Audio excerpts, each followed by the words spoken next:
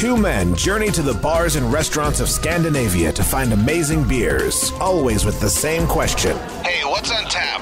It's time to find out. So, hello and welcome back to What's on Tap podcast, where we once again are out and about asking, hey, what's on tap? Yeah, we don't actually get the opportunity to do that very often, especially since we have COVID-19 times. Not that you would know in Sweden, because it didn't really seem to stop anyone for very long. No change anywhere. Yeah, there was like a 6-week period where everyone just went, well, we'll take it a little easy.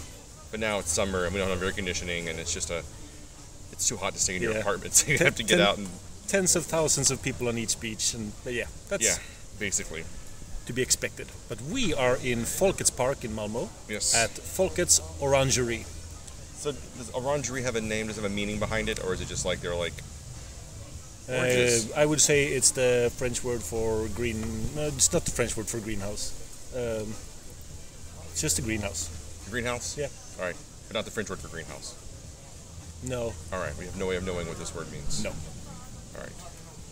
But it's a greenhouse for oranges, okay? I have seen an orangerie in reference to, in addition to a house, but I haven't seen it outside of that context.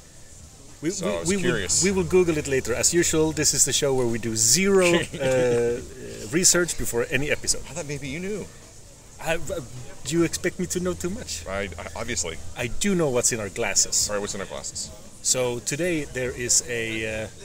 Orangerie is in its. It means a conservatory. So that's pretty much what I said. Right. Yes. I'll count that as a win against you, Stefan. All right. But so today there's a special event with Nerdbrewing and Elm 11 where, they're here, and they have a little extra booth outside of the Orangerie. So we have, along with several other breweries that are here. Yeah. We'll get to the actual place. But the first beer is Elm 11 Human Future, which is a black currant Berliner Weisse with raw licorice and vanilla. Raw licorice? That's just what it says. Okay. And it's super cloudy, bright purple, it looks reddish. Like, if I didn't know, I'd think this was beets. Yes. It's that kind of color you almost kind of expect it to be kind of a beet flavor and a little earthy, but it's not. It is like a milkshake almost. Yeah. It's rich. This is a Berliner Weisse. Yeah. Okay. I'll double check, but I believe you. What actually happened was I got here and I was so overheated by the sun and everything I've done today, so I didn't really know what I selected. I just asked the brewer what was cold and on tap.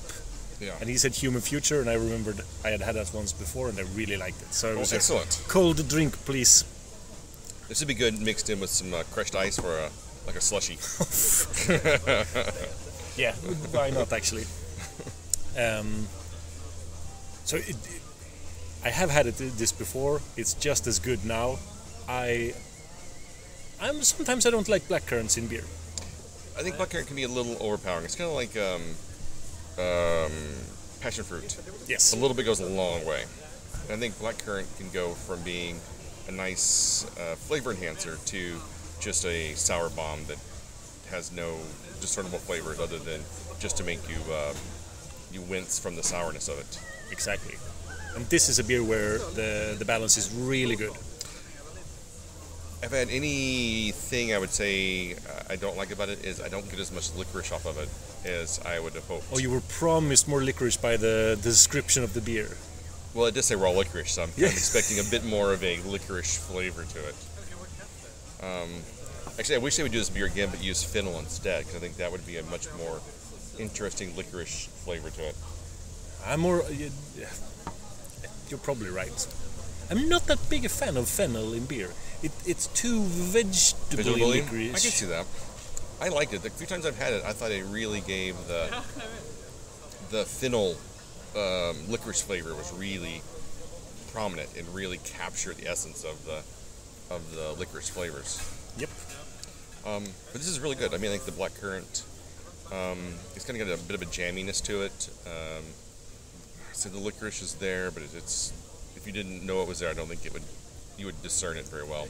Maybe once it warms up a little bit, usually licorice comes out a lot more. Yeah, maybe.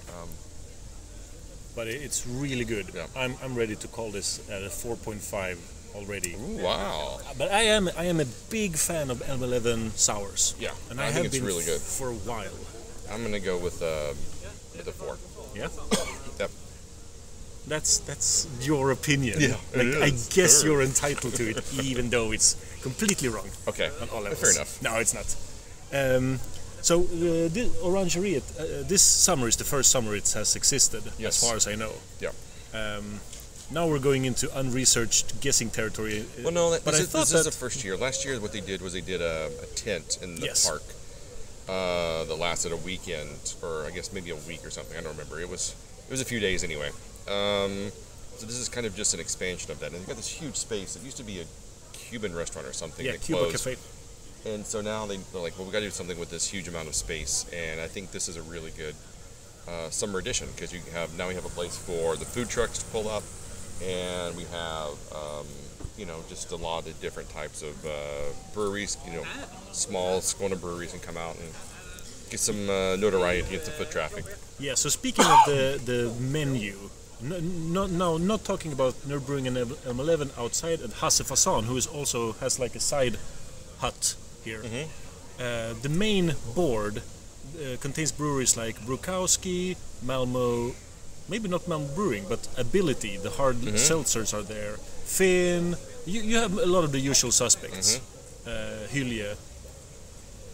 I should have gone and looked at the menu before I started spouting them off. That's fine. But I think every brewery has about 2 beers each. Yeah. That might be a quite good mix to get some of these, like you say, to give them some more fame. Because if you give a bar manager just do regional beers, they'll stack that menu with the most hyped breweries, and maybe give 1 or 2 spots to lesser known. Yeah. But like having 2 beers from Perfectly Squared always. Yeah.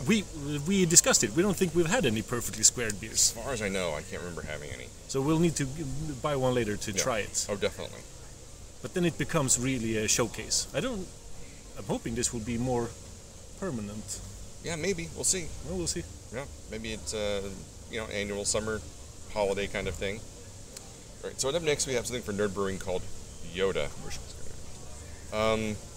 What can you tell us about Yoda? So Nerdbrewing and Emperor's Brewery made a collaboration. And this is their first collaboration, right? Yes. Nerdbrewing's first collaboration. Yes. Okay. And when they announced it, I had never heard of Emperor's Brewery. So right now I don't know the country. I'll check it out really quickly. Okay. But it is a thick imperial stout. Comes in at like 12.3% or something like that. 12.5. Internet says 12. All right. It's So- 12 point something. It's a little bit more. So Emperor's Brewery is from Newbold, Newborn Collerton, England. Okay. Colliorton. Sure. I believe you. And it's an imperial stout with maple syrup aged on home toasted coconut shreds. That's weird. And they brewed it on the May the 4th. Be with you. That makes sense. What was it again? Coconut and Maple syrup aged on home toasted coconut shreds. All right. I would have not guessed either of those things in this beer. Are you an expert on identifying home toasted coconut shreds? I can taste coconut. Because I am. I can This taste. is it. I can taste coconut in a beer, and I can taste maple syrup in a beer, and this tastes like orange and licorice and salt. I totally agree with orange and salt. It's got a weird salt. I thought it was like a salted caramel, like an orange salted caramel beer. I mean, they're selling a salted almond beer. Did you get the wrong one? No, he has some poor Yoda. Yeah. Yeah. I'm getting maple syrup in the aftertaste, but I'm A little bit, but I'm not getting- getting the toast. Getting a lot of burnt malts from really heavy roasting on the malts. Yeah. I think that's where I'm getting some of that licorice flavor as well. But I'm really not getting toasted coconut at all. No.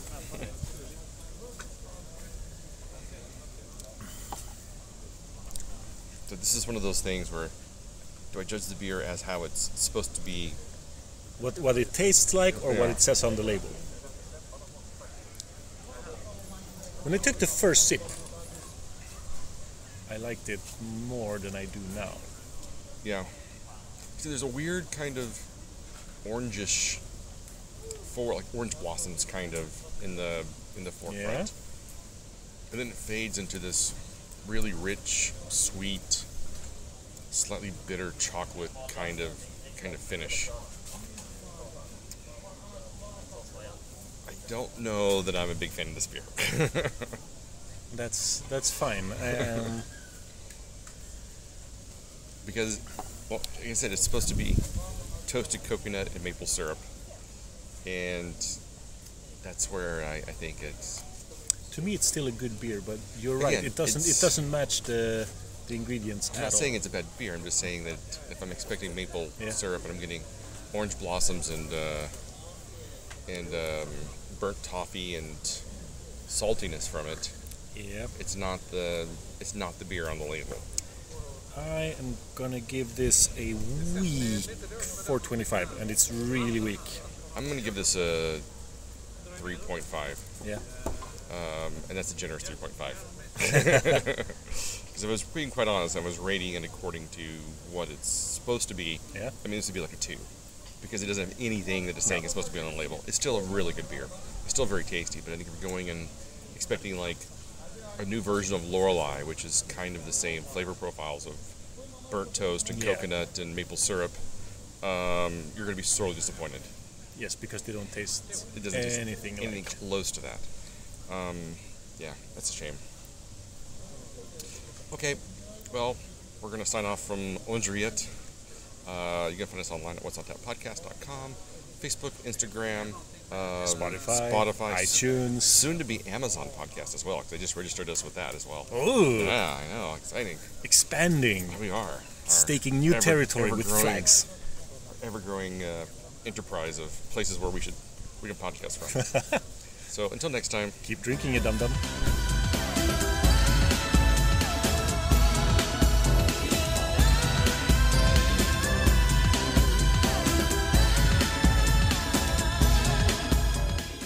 This podcast is part of the Pod Syndicate family. For more criminally compelling shows, articles, and conversations, head to wearePodsyndicate.com.